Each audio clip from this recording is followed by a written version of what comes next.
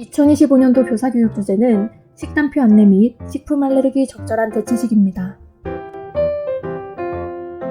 교육은 평택시 어린이 사회복지급식관리지원센터의 유형별 식단, 영유아 식단표 구성, 알레르기 식품 적절한 대체식 순으로 구성하였습니다.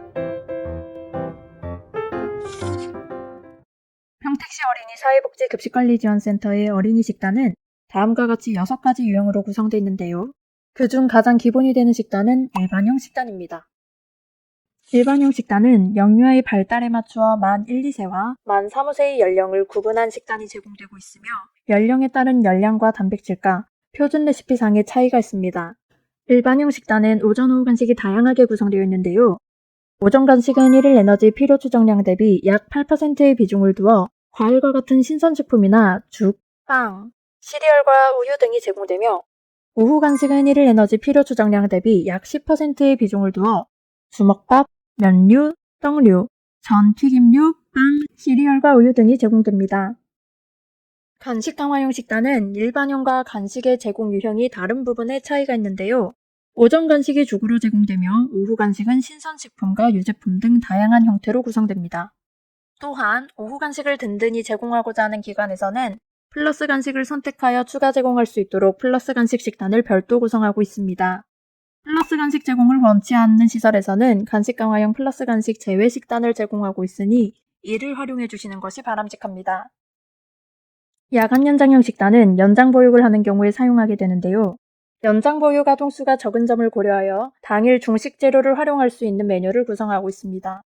이유식 식단은 발달 개월수에 따라 초기, 중기, 후기 및 후기 간식으로 식단이 구성되며 이유식을 섭취하는 아동수가 적기 때문에 일반형 식단의 식재를 활용할 수 있는 메뉴를 구성하고 있습니다. 유치원 식단은 오전 간식을 구성하지 않으며 중식과 오후 간식으로 구성되어 있습니다. 또한 교육청 방침에 따라 철과 칼슘의 영양가를 함께 선출하여 기재하고 있습니다. 등록시설에서는 센터에서 제공하는 이러한 다양한 유형의 식단을 시설의 현황에 맞게 선택하시어 적절하게 사용하여 주시기 바랍니다. 다음은 식단표의 구성입니다. 식단표에는 발행처와 담당자가 명시되어 있습니다. 영유아 보육법과 학교급식법에 따라 어린이급식소 및 유치원에서는 영양사가 작성한 식단을 사용할 것을 권고하며 바르지 않은 출처 혹은 담당자가 명시되지 않도록 유의해야 합니다. 또한 어린이는 개월수에 따른 발달 속도의 차이가 크기 때문에 식약처 지침에 따라 연령을 구분한 식단의 사용을 권장합니다. 연령에 따른 식단 구분에서는 열량가와 단백질가 및 표준 레시피상의 차이를 확인할 수 있으며 이때 현원 아동의 연령 중 다수가 속하는 식단을 활용하거나 식단의 연령을 임의 수정하여 사용하지 않도록 유의해야 합니다. 식단 본문에서는 어린이들의 편식 예방과 영양가 있는 식단 제공을 위한 다양한 프로그램을 확인할 수 있으며 자세한 내용은 식단표 내 식단 구성 안내를 통해 확인할 수 있습니다. 식단 본문 하단에는 당월 식단의 식재료 중 원산지 표기 대상 식품을 표기할 수 있는 란이 있습니다. 원산지는 시설에 따라 사용하는 식재의 원산지가 다르기 때문에 각 시설에서 입력하시어 사용하도록 합니다. 제일 하단의 란에서는 식단에 대한 간략한 안내를 확인할 수 있으며 알레르기 유발식품 표시 대상과 2가지 메뉴 중 하나를 선택하여 제공하는 5월 메뉴, 제공 여부를 선택할 수 있는 추가 메뉴에 대한 안내가 있습니다. 식단 안내문은 식단표에 대한 추가적인 안내를 도와드립니다. 식단 영양정보에서는 연령의 구분에 따른 열량가의 기준을 제시하며 생일 식단, 나들이 식단, 플러스 식단과 같이 행사에 따라 추가로 구성할 수 있는 3가지 테마 식단을 제공합니다. 이러한 테마 식단은 5가지 유형으로 제공되는데 유형과 관계없이 테마별 2회 이상 제공하게 되는 경우에는 식단 감수를 받아주시기 바랍니다. 하단에는 식단 감수에 대한 안내가 간략하게 제시되어 있습니다. 식단 감수 제도는 급식소에서 운영 현황이나 식재료 수급 불안정 등의 사유로 메뉴를 변경하고자 할 경우 사용할 수 있으며 해당 월에 급식이 시작된 후에는 감수 신청이 어렵습니다. 이용 시에는 홈페이지 식단 감수 카테고리 내 영상을 통해 자세한 안내를 확인하시면 더욱 편리하게 이용하실 수 있습니다. 식단표 배포 후 식품 수급 사정에 따른 메뉴 변경 필요 시에는 동일 식품군 및 동일 조리법 내에서 변경을 권장드리는데요. 안내문을 통해 동일한 식품군의 범위를 확인할 수 있습니다. 아래의 예시를 참고해 주시기 바랍니다. 또한 영유아는 성인보다 알레르기 반응률이 높습니다. 하지만 성장기의 어린이에게 과도하게 식품을 제한할 경우 영양 불균형과 성장 지연을 초래할 수 있기 때문에 동일 식품군 내 적절한 대체식을 권장합니다. 안내문을 통해 식단표 내 식품 알레르기 주요 유발식품에 대한 안내와 알레르기 대체식품에 대한 제공법을 제안드립니다. 다음은 원산지 표시 안내입니다. 원산지 표기 대상으로는 축산물 6종, 농산물 3종, 수산물 20종으로 총 29종이 있습니다. 하단에는 식단표 원산지 표시 기준에 대한 안내가 있는데요. 식단표를 담당하는 선생님은 이를 참고하여 오표기나 미표기를 예방할 수 있습니다. 식단 배포 시 월 식단에 대해 원산지 일괄 표기를 하고 있으나 수급 사정에 따라 식단표 배포 당시 계획했던 원산지와 다른 식품을 제공하게 된다면 제공하는 식재와 원산지를 메뉴별 각각 기재해야 하며 변경된 원산지의 식단표를 수정 게시해야 합니다. 농축산물 중 오기재하기 쉬운 식재의 원산지 표기 방법 안내입니다. 쇠고기의 경우 국내산 쇠고기를 사용한다면 축종이 누락되지 않도록 유의해야 하며 배추김치는 배추김치의 배추와 고춧가루만 원산지 표기 대상에 해당합니다. 배추김치의 다른 원재료 원산지나 깍두기와 같은 다른 김치류의 원산지는 해당하지 않습니다. 두부는 국내산 콩인지 외국산 콩인지를 확인하여 기재해 주시기 바랍니다. 가공식품도 원산지 표기 대상에 해당하는 식품이 있는데요. 축산물의 경우 식품의 유형을 확인한 후에 대상이라면 표기를 해야 하며 수산물과 배추김치는 가공식품에 함유되어 있다면 표기를 하도록 합니다.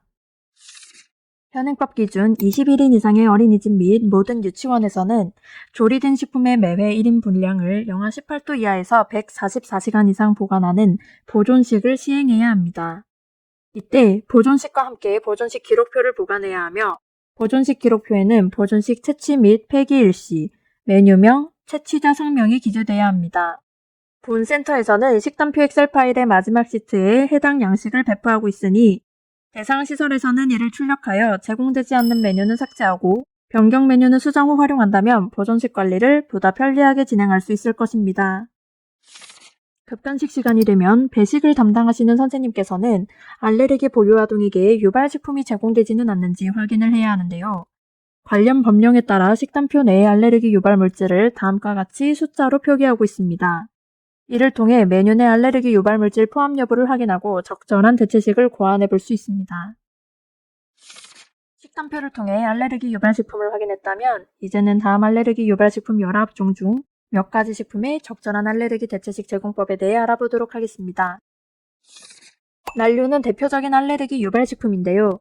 달걀이 들어간 가공식품이 많기 때문에 세심한 주의가 필요합니다. 주로 단백질과 비타민, 철분이 함유되어 있기 때문에 이를 보충할 수 있는 쇠고기, 돼지고기, 닭고기, 두부, 생선 등으로 대체할 수 있습니다. 우유도 알레르기 반응을 많이 보이는 식품 중 하나입니다. 성장기 어린이에게 칼슘이 충분히 제공될 수 있도록 적절한 대체식인 칼슘 강화두유, 멸치, 달걀, 닭고기 등의 대체식을 권장합니다. 과일 채소류 중에는 복숭아와 토마토에 알레르기 반응을 보이기 쉬운데요. 이러한 과일과 채소는 가열에 따라 반응 유무가 달라지는 경우가 있어 이를 확인해 볼 수 있도록 하며 비타민과 무기질, 식이섬유의 주된 공급원이기 때문에 교차 반응을 보이지 않는 다른 과일이나 채소로 대체할 수 있도록 합니다. 견과류는 다른 식품군에 비해 반응이 심한 경우가 많아 의사진단을 기반으로 하여 적절한 대처가 요구되며 주요 성분인 지방과 각종 무기질, 비타민을 대체하기 위하여 교차 반응을 보이지 않는 다른 견과류나 형태가 비슷한 볶은 검은콩 등을 권장합니다. 육류는 고기를 전부 제한하게 되면 철결핍성 빈혈을 초래할 수 있기 때문에 의사의 정확한 진단을 근거로 대체식을 제공할 수 있도록 해야 합니다. 철분과 단백질의 주요 급원으로 반응이 없는 육류나 생선류, 두부, 달걀 등을 대체식으로 제공할 수 있습니다.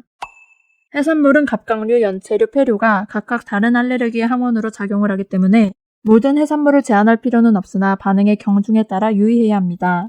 비타민 D, 단백질, 타우린 등의 급원으로 반응이 없는 다른 해산물이나 쇠고기, 닭고기, 돼지고기 등을 대체식으로 제공할 수 있습니다. 알레르기 반응이 나타나는 경우는 섭취에 의한 노출이 가장 대표적이지만 증상의 경중에 따라 활동 수업 중 접촉에 의해서 나타나기도 합니다. 또한 반응이 매우 심할 경우, 식품이 인근에 있는 경우, 냄새나 털 등 알레르기 인자의 흡인으로 인하여 발생할 수도 있습니다. 영유아기는 성인보다 알레르기 발현율이 높고 그 치명률도 높을 수 있기 때문에 적절한 대처가 이루어질 수 있도록 선생님들의 관심과 면밀한 관찰이 중요합니다. 지금까지 식단표 안내 및 식품 알레르기 적절한 대체식에 대하여 알아보았습니다. 이상 교사 교육을 마치겠습니다. 감사합니다.